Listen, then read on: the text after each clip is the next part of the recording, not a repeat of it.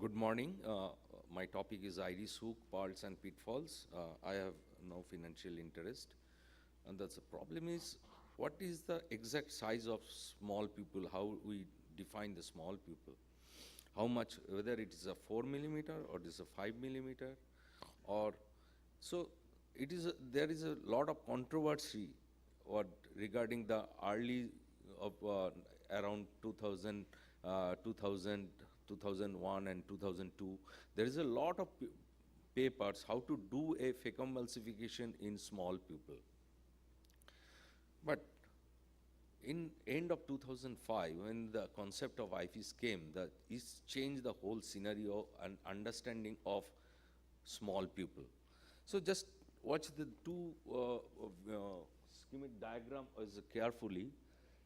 In small pupil, if your iris rexis is larger than, that is previously as advised regarding how to do a phacoemulsification in case of small pupil, you just go beyond your pupillary margin, how to do a larger rexis, larger than your pupillary size. So if you make a larger rexis than your pupil size, just think of the fluidics of the eye. The fragments can hit the iris pupillary margin, and the fluids can hit the undersurface of the iris, and it is slowly come down. And this is the second scenario where your rexis margin is smaller than the pupillary size, then the fluidics will be within the chamber and in the anterior chamber. This is the main understanding regarding the IFIS, because if in ICs there is any hit of nuclear fragments or fluid in the undersurface or pupillary margin, pupil will come down. So that's a whole, it's a game changer, how to understand this understanding of IFIS. The hook, what is the hook? Basically, there is a lot of debate which is better, hook versus ring. In my opinion, both has its own merits. Hook, it basically fix the pupil with the limbal ring, and it's more effective. And where is the ring, it's basically support the pupillary margin. And this is iris hook as first described by Mackoull in 1991. He made a titanium hook for the surgery. I'm not going into the detail of the history. The technique of the iris hook, it's a self-sealing stab incision in the limbus. It should be as scleral as possible. Incision should be made as posterior as possible. You can use 4, you can use 5 flexible, or you can use 1 sub-incisional, you can use 1 incisional. So AC should be filled with the viscoelastic. Before putting the hook, it is better to put some amount of elastic under surface of the iris to lift the iris above the capsule. And in all cases, if your pupil is very small, to prevent the pupillary sphincter tear, it is better to stretch the pupillary. If your pupil is 2 millimeter, it is better to stretch the pupillary a little bit to avoid the pupillary sphincter tear postoperatively. Just this scenario, if your incision is corneal, it is tend to hook. Basically, it's a lift the iris. Or if your stab incision or iris hook in the plane of the iris, it will basically retract the iris nicely. That's it's basically very simple to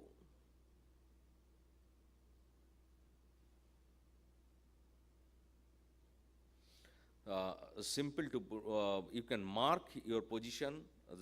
Those who are starting now, you can mark with the pen your 4 position and just putting the hook. This is a Guichever hook, and it's a very nice hook because you can use with autoclave, and I use this almost more than with autoclave more than 30 times, and for the parquets is reduce the cost. And just fit it with the pupillary margin. Don't tighten now. After engaging the whole hook, and now you can tighten the title, and the see the pupillary margin, and the removal also very easy. Just just turn the hook towards the cornea, flange of the hook towards the cornea, it will come out very easily. The advantage is compared to other device, it is very low cost, better ability, you can reuse it, and dealing with pupillary mydriasis even after rhexis.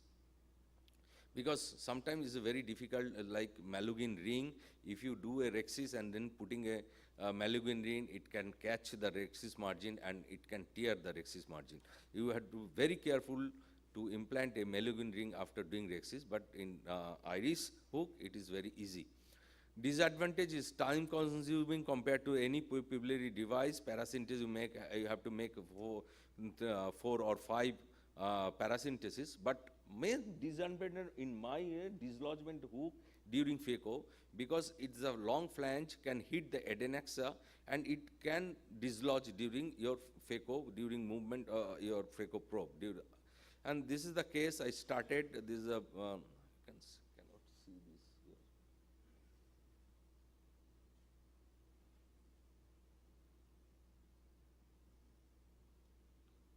I started, the pupil was almost 5.25 millimeter, but I started, the rhexis was absolutely the pupillary size, and as fluidics of the phaco started, it hits the undersurface and it's come down. And I am planning to put, whether this is ideal, this is a very important, if you put Malugin ring or any other pupillary device, it can catch the rhexis margin. And better in this situation, it is better to use iris hook. Just put some amount of viscoelastic under surface of the iris, lift the iris and catch the pupillary margin. Just fast forwarding this case. My time is over. And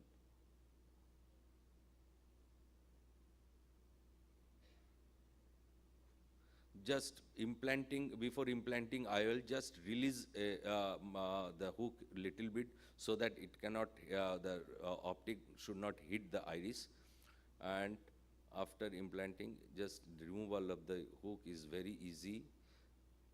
Just turn around towards the center of the pupil and it will come out very nicely. I just showing one situation where always the iris hook is score over the pupillary devices.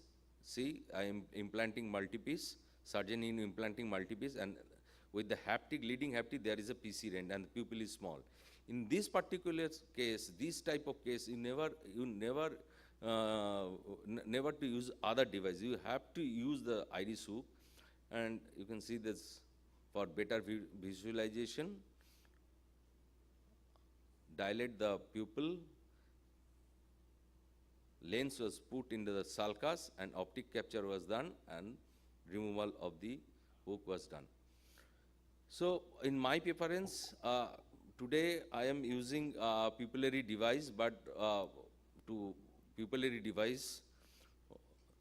but two cases I always use iris hook, incomplete pupil like coloboma, and planning to implant IOL in the sulcus in case of PXF. Now it's a standard teaching. In case of PSA, we should put multipiece IOL into the sulcus. And operative miosis, I always prefer to put hook, and where I expected small pupil and I expecting some kind of zonular laxity.